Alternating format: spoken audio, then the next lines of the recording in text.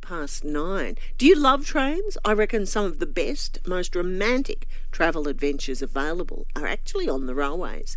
And now you can get to see some of the best parts in New South Wales in vintage style aboard one of the most iconic and best-loved trains. Talking about that in just a moment.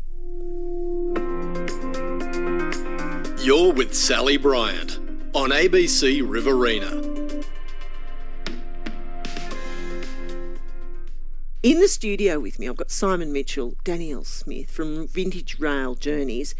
When we're talking about vintage rail, and you're talking about history of passenger trains in Australia, there is one name that really stands out, isn't there? And what's that one? We think it's the Southern Aurora, of course. I remember growing up with stories. There was a glamour attached to the Southern Aurora that train travel just didn't have. Oh, absolutely. Absolutely. I mean, it was a world leader when it was first released in 1962. So it was one of the first air-conditioned trains. And, of course, big, shiny stainless steel train. Everything else was painted a drab mission brown, I think. Or if you were lucky and in Victoria, you had blue and gold. So this big, shiny silver train streaking through the countryside. And, of course, it ran overnight. It was the glamour way to get from Sydney to Melbourne. Oh, yeah. Very cool. There was something about the style of the 60s, wasn't there? Yeah, absolutely. I have to ask, how did you guys get your hands on the original rolling stock from this train? It was an accident. Of course. It was an accident, Your Honour. I didn't mean to buy a train, but I did. Unfortunately, our local railway historical society, the ACT Railway Historical Society, went broke, and 7 of the carriages were included in an initial auction, and I must have scratched my nose at the wrong time, and we ended up owning 7 carriages there, and then that wasn't enough, so we've ended up with 17 of them. Just extraordinary. How much fun do you have with this? We have an absolute barrel of laughs. Like, the train is an absolute hoot. The team that we've got on board are just magnificent. A lot of them are former Qantas flight attendants who took a redundancy and retired during COVID.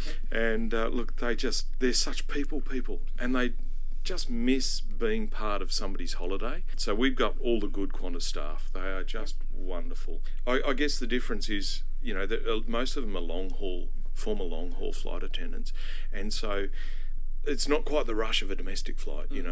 With this, they've got the time. They've got 5 days, and they really get to know our guests and find. If you're going on a trip like this, a 5-day trip, it's not cheap. It's over $4,000 per person for the 5 days, and so anybody who's doing that has got a story behind them, and that's one of the things we love on the train, is we get to find out amazing Australian stories. So how long have you been running this now? Well, we bought the train in August 2017, and we were ready to do our first rail tour on the 1st of April 2020. Now, I don't think it was the 1st of April thing, but we got So COVID. We'd done everything. We'd restored the carriages, we'd developed the itineraries, we'd sold the tour. And so, like everyone else, we were just stopped still. But you've come out the other side. Yes. Well done. Thank you. Yeah. Because that It's wouldn't been have touch and been go. given, Yeah. So our first tour was actually in November that year. And so that was at Golden West. So where do you visit there? So the first day's in the Hawkesbury, and we go on the Riverboat Postman, and that's a surprising thing. Like, there's so many Sydney-siders on our train, and so many of them say that's a bucket list item to go on the Riverboat Postman, because it's the only boat that actually does a postal service. No, I had no idea. So there's a lot of settlements and houses up and down the Hawkesbury River that have no road connection. The only connection is by water, and so literally the Riverboat Postman does a mail run up the river. Wow. And serves fish and chips and ploughman's lunch. It's just awesome, and most of the commentary apparently is true. About 95% of the commentary is supposed to be true. That's fantastic. Yeah. Yes. So they love that, and then we take them through to Patterson, which is where we stable for the first night, and there's a rail motor society there, so they get to walk around the museum. They can walk around town. And then the next day we go off to the Hunter Valley. How could you not? And do wineries and the Hunter Valley Gardens and that sort of thing. And then that evening we stay at the Werris Creek station. Werris Creek Station is just legendary. Isn't that the most extraordinary place? Absolutely, yeah. Wow. Yep. And they fixed all the termites.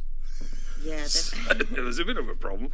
But fortunately, that happened during a COVID lockdown, and as soon as the COVID lockdown lifted, we're open again. So we're that was really great. lucky. We all the museums around regional New South Wales, they always make sure that they have volunteers there for us, so our guests get to ask questions and they get to hear the stories of the local. But you know, that's community. not luck, because that's like-minded people coming together, isn't it? You know, really, Absolutely. it's a gift. It's really beautiful. Yeah. And it's something that's really important to us as a company, is that that's what we're wanting to do. We're wanting to get people out of the city into the bush, really hearing those stories. All of our suppliers we've got personal relationships with. So the Riverboat Postman, they're doing it tough at the moment. There's obviously the water that's happened along. Oh, you can only imagine, yeah. Absolutely. So it's really important for us that we keep that relationship going. They stay in business, we stay in business. So. They say that if you find a job that you love, you'll never work a day in your life. You two really are living the dream, aren't you? It's hard work. Yeah. And during COVID, it's been particularly difficult. Yeah. And so we've got a 400-metre train. We've got 2 restaurants and 2 bars on board. We get up to 156 beds. So it's a hotel as well. So it's an interesting concept. How many staff does it take to keep a show like this on the road? Yeah, so when we're doing a full train, it's just under 30. And that includes train drivers and the guard and we've got... Because you've got your own locomotive. I mean, you've got the full... No. we don't actually own a So locomotive. this is one of the really good things. So people going on the tours are not just getting to experience an icon of Australian rail travel, the ex-Southern Aurora. They get to do this, they get to visit the rural communities and all that sort of thing, but they're also pumping money into the rail heritage sector. So the people that actually haul the train is Lachlan Valley Railway, normally based in Cowra, but of course they're landlocked because their railway line's closed. And so, yeah, they get to run our tours, and the drivers on the train donate their time. Like, they're all paid freight drivers. They would haul grain, they would haul the freight out of Griffith and that sort of thing. It's They their come on day holiday job. with us. They come on holiday with us. Drive our They train. get to drive the Southern Aurora carriages. And They love again, that. hang out with people who are complete enthusiasts. And we do have that connection. Like, the drivers, you know, it's a 400-metre long train. How do you think they get to their room? Through the train. So, and they'll get Stop and have a chat. They'll get to Yeah. the lounge car, they'll stop and have a chat, and you know, the guests, like we tell the guests, these guys, the wages bill for the drivers is about $15,000 per trip. I mean, that's a lot of shuttles, and it's a lot of museum entrance fees at Cowra that these drivers are donating their expertise to LVR. We pay fully commercially, as we should. The drivers actually donate their wages to Lachlan Valley Railway. So how many trips do you do in a typical 12-month period? What's a typical 12-month period?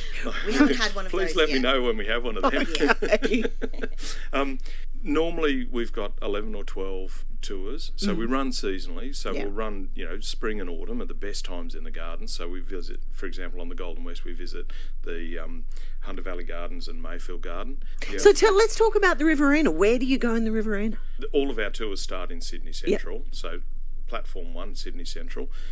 We tried for 9 3/4, they wouldn't give it to us, so disappointing. And then we go down the Illawarra line, we come up the escarpment through Mossvale, and we have our first night at Goulburn, which is Australia's oldest inland city, but don't talk to Bathurst about that. And then we go through to Junee. We have a quick stop at Junee. Some of our guests said, can we go to the Junee Roundhouse? So it's this thing of, are you a rail enthusiast, or they love their trains, so they do go to the Goulburn Locomotive Roundhouse on the first day, and then we've got a lot of requests for the Junee Locomotive Roundhouse. And I mean, Coolaman was invented by the railways, I think, for rail tours, because you just fall out of the station, wander up the street, and there you are, and it's just such a gorgeous Beautiful. little town. And they give our guests a great welcome. You know, all the shops are open and that sort of thing, and it's just absolutely terrific. Now, I should know, but I don't. On that, when you go that way, do you get to do Bethungra or not? That's on the up, and we're going down. Right, okay. So we go past it. That is an extraordinary thing. You only, to get a sense of how dedicated someone is to their rail experience, if you mention Bethungra, and if their little eyes light up, you know you've got a live one there, don't you? Yep. Yep, a fellow rail enthusiast. It's a lifelong disease. That's the problem. And I can see, you know, people are very people mock it. But you can see once you start getting a sense of the depth of history that's there, of how the rail has gone through some people's families, it's like the armed services for some families, isn't it? Oh, most definitely. It's the first time I've been called brother, so that's a common greeting amongst the railway family, and it is a family.